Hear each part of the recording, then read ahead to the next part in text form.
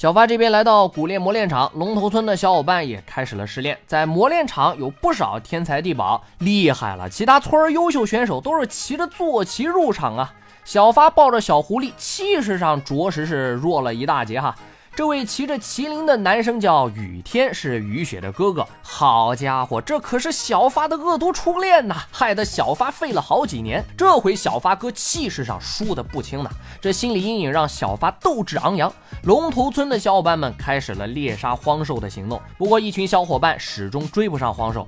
小发想起以前抱着小白荒兽逃窜的情景，于是长生和小发打赌，两人分开猎杀荒兽。小伙伴们一走开，小发开始指挥小白在附近寻找灵材，猛然间发现了竹关蛇，上品2级的荒兽。小绿蛇看到小白转身就要溜，小白赶紧喊停了小绿蛇。太狠了，小白干啥不行，坑害同族第1名。小绿蛇迎战小发，反手被小发一枪定在柱子竹竿上。瞅着下集预告，小发竟然斩杀了一群竹关蛇。看着小白这骄傲得意的神情，荒兽族的兄弟们，看来这些年大家生活不易呀！快在评论区留言吧，关注大风说，收获一大波儿。